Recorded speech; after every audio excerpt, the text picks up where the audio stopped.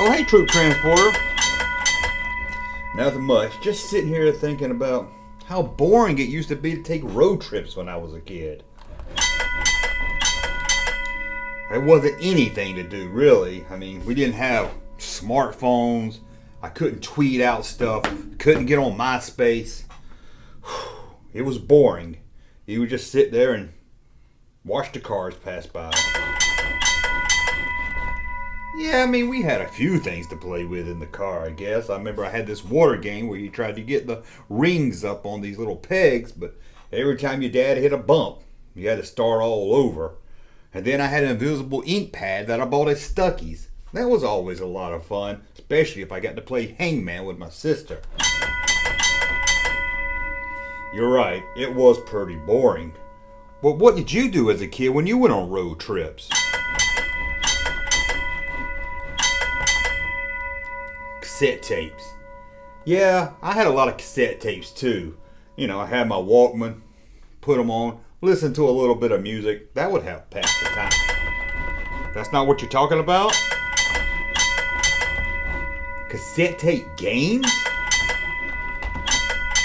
Indiana Jones? Star Wars? Little Lulu? I need to know more about this. Just my luck.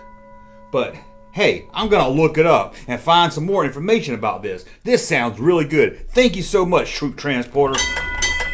We'll talk again soon. And for you, I'm going to tell you about the travel games that were cassette tapes. Kinda.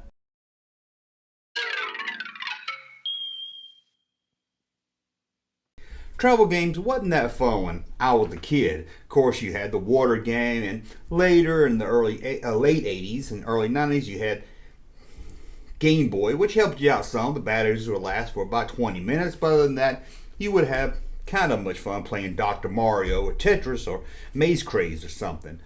But didn't really have good travel games. But if you lived in Spain, at least you had some that at least looked fun. These were a small board game that you could take in the car with you and using magnets to hold the pieces on. But what made this toy so unique is the look of it. They made the game look like a cassette tape, and that made it easy for travel because anyone that grew up in the 80s, if you had a boombox or a Walkman, you carried your cassette tapes with you. They would fit into your pocket pretty easy. And they really went with the gimmick. I mean, they not only did they make it look like a cassette tape, they actually cased it in a box that looked like the cassette tapes came in. You know, the plastic, I guess it was glass, but it wasn't glass. What was that made out of? What was those cases made out of? Clear plastic, I guess. You opened them up, cassette tape was inside, had the little cardboard insert that told you all about the album tracks and everything on the album. They went with that. They went it all. Instead of listening each track, you know, an album would release each track on the cassette tape, they released other games you could get. And like I said, they did licensed games, but they did some generic ones also. So I thought it'd be really fun to take a look at these games. I can't say if they were fun to play. They might have been horrible games, and maybe they were all like the same, but I thought it'd be fun to take a look at each one. And don't worry, we will get to the licensed ones, the ones you probably all came here for. Star Wars. They make Star Wars. But let's start with some of the more generic type games. And the first one we're going to look at is for you monster fans out there. Draculas Mansion. That's right. Even Dracula has a home, and it's not some little shack. He lives in a mansion. Let's take a look at this cassette game for Dracula's Mansion. As you can see, like I said, they come like cassette tapes. You've got the cassette tape that unfolds into a board, and you got a little case that the cassette slips in. Now, this was a Dracula's game. Again, I'm not really sure how you play it. I don't know the details of it, and it came with little magnet pieces, so the pieces will stay in place while you play the game if you're traveling. Not only was this great for fun in the car if you sat in the back with your brothers or sisters, but also if you were at that hotel room that night, your mom and dad's watching 60 Minutes, you had nothing else to do, you and your friend or your brother or sister could play the Draculas Mansion. Now, it wasn't just monsters that got a game. There was one generic thing kids loved in the 80s, UFOs. We loved them in the 80s We loved them in the 90s and we still love them today. They went from looking like flying saucers to looking like flying Tic Tacs, but we still get a kick out of hearing about UFOs. And there was a cassette game about UFOs. Let's take a look at that one. As you can see, these games all look the same, where they look like a cassette and they unfold. This one here is called UFO Attack. That's right, watch out, the UFO's about to attack. And do you know how hard it is for this video to talk about each one of these games when I don't know how it's played or anything about it, but I have to talk about something while I'm looking at the photos, and I just have to try to keep you entertained until you can see the next one. And we're going to talk about that next game right now. So let's cut back over to where I tell you about the next one. Whew, didn't that UFO game look fun? Well, what about the Travels of Ulysses? Ulysses. Shit, I can't talk or pronounce anything.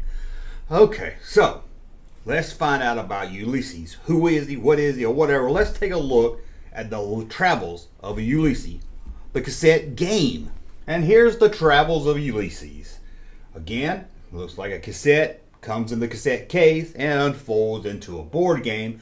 Pieces that have magnets on it, so your pieces don't go flying all over the place when your dad hits that pothole that he hits every single time y'all leave the neighborhood. You're like, come on, Dad, you know that pothole's right there after you turn on to Hyde Park. Yet, every time, your dad's gonna hit that pothole, and your mom's gonna yell at him, "Oh, Mark, you're gonna bust a tire. We don't have the money for another tire." But at least you could be sitting in the back playing the Travels of Ulysses. At least if you lived in Spain or had a good friend over there that did, that could buy one of these toys and send it over to you. Whew, that looked a lot of fun, didn't it? That board game looked crazy on that one right there. Well, let's take a look at Safari. Yeah, we all was into the Safari back in the 80s. I mean, we love to talk about tigers, lions, and bears. Oh my, let's look at the Safari cassette board game. For most kids, if you saw a lion or a tiger on something, you would want to buy it, especially if it was a game.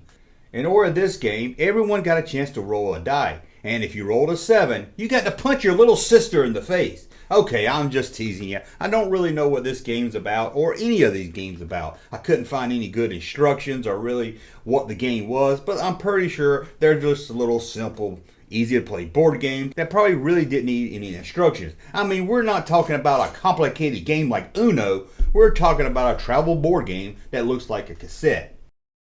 Now, in the 80s, not only did we love anything that had to do with Safari, not only did we love mansions and Dracula, and of course we loved Ulysses C. Grant. What else did we love? Space. Anything involving space. And we talked about UFOs, but we loved a good space race. Racing in space. So let's take a look at the cassette travel game, Space Race. Here it is. Start your hyperspace engines. It's time to join the Space Race with a game that looks like a cassette tape that you could travel with you. The Space Race. I'm going to talk more about Space Race while you look at these pictures, and I sit here and act like I have all this written out and I know what I'm going to say ahead of time. I would love to tell you all about the makers of it, how they pick these colors for the game, but I really can't tell you that much about them. Whew. We love space. We loved UFOs. We loved biting people on the neck inside of a mansion, and of course we loved Ulysses C. Grant. I think that was his name, right? And you know what else we loved to do when we were in the back of the car? And hopefully no one was looking, we like to play doctor. And yes, with these cassette board games, you could play doctor. Let's check it out. It's called Medical Check. Now how'd you play this game? Well, it was pretty easy. The first player to get AIDS wins. Okay, I made an AIDS joke. That was poor taste. I'm really sorry. But we're talking the 80s here. There were a lot of AIDS jokes going around. I guess I could have came up with something better. I'm sorry. Don't cancel me. Don't complain. I made an AIDS joke. Oh, I'm better than that. No, I'm not. Anyway, this is Medical Check.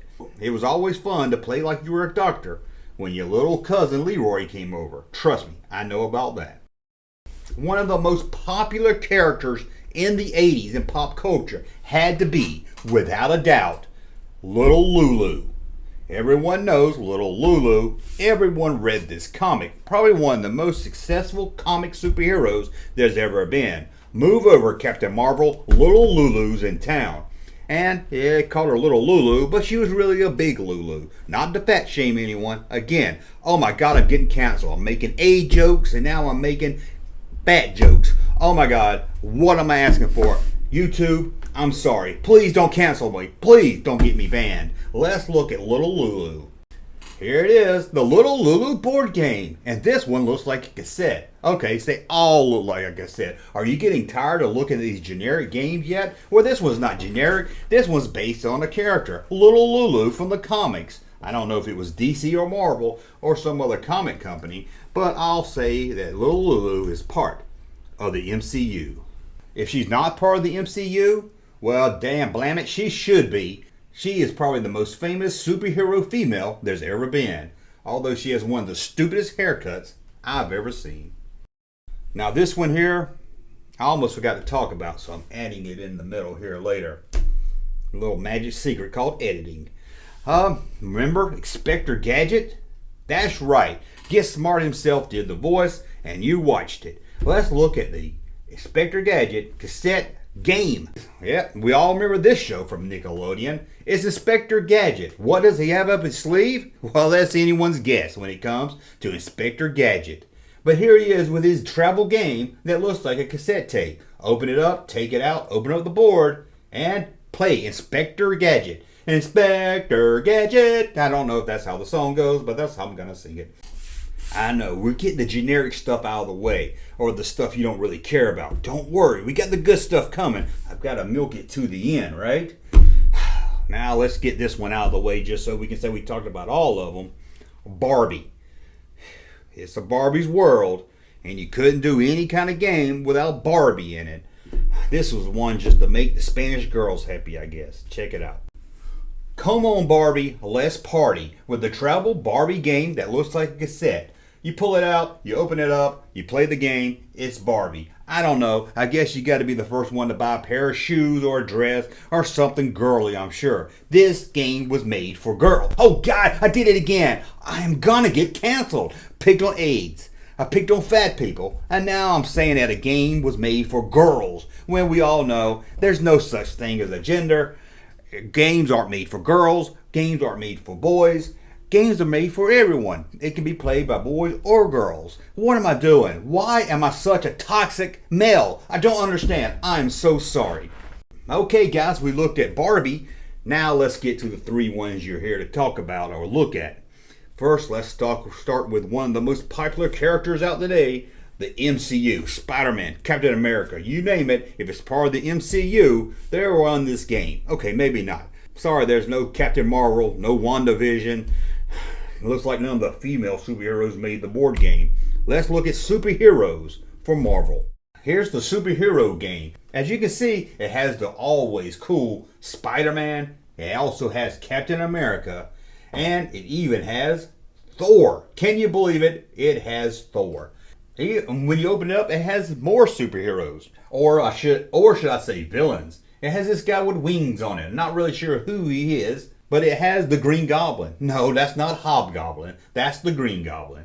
It also has what I think is Red Skull, but I could be wrong. And there's Doctor Doom. And there's that octopus guy that I once saw in a Spider-Man movie. It has them all. But again, there's no females on this game because this game was made for boys. Oh God, did I do it again? Did I just say a game was made for sex when it's freely that anyone can play this? There's no such thing as boy toys and girl toys. I'm so sorry. Again, YouTube, please don't cancel my channel. I'm so sorry.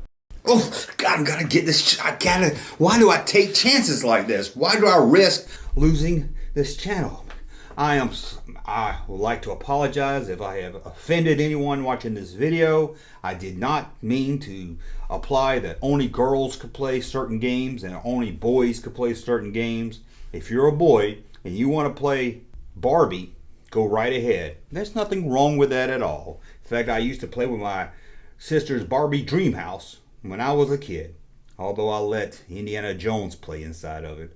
But anyway, let's get this video over with. We got two more to look at. And most of you will say, I know Junkman, he's going to save Star Wars for the end.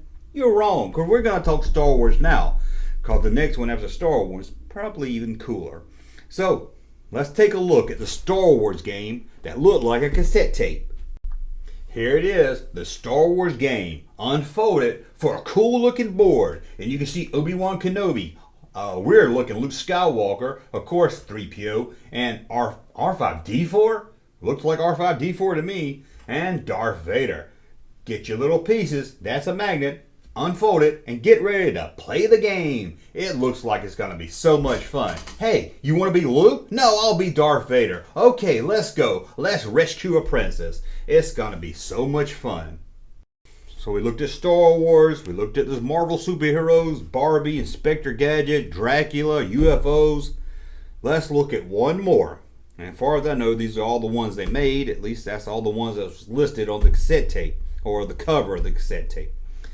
This is probably the one I like the most because you don't see a lot of Indiana Jones stuff out there. Star Wars you do, Barbie you do, Marvel you do. But when it comes to unique Indiana Jones stuff, it's always good to find. Yep, an Indiana Jones travel game that looked like a cassette. Take a look. If a venture has a first name, it's Indiana. And if playing a board game that looks like a cassette tape has a last name, it's the Indiana Jones traveling board game cassette game. Check it out. It's one of the only games I can think of made for kids that has a Nazi logo. Oh, look at that. And all those Nazi logos. I see at least 3 of them, and I see some cobras. I see Indiana Jones. Look like he's swinging with one hand. I see an elephant. One of my favorite things to see in an Indiana Jones movie. And there's another character down at the bottom. Not really sure who he is. And there's looks like a bunch of little round things on the board that look like the game pieces from Trivial Pursuit. This is a very cool item. I would really love to have this one here. Like I said, you don't see as much Indiana Jones stuff as you do, of course, Marvel and Star Wars. So this would be really, really cool to own. Wait a minute. It has SWAT stickers on it. And I just said I wanted to own it. Oh my God, I'm so sorry. I'm so sorry. I didn't realize it had a Nazi thing on it when I got ready to talk about it. So no, I don't want this to be sold on eBay, Amazon. I don't want anyone to ever own this. It's a toy for kids that had SWAT stickers on it. I'm gonna get canceled for sure. Saying games are made for girls, making age jokes, fat shaming, and now I'm promoting the sale of Nazi symbols on kid toys. I understand if you unsubscribe to the channel. I just can't help it. I'm a toxic white male. All I do is evil stuff, no matter what I say and do. Anyway. Hey, Junkman channel popping though.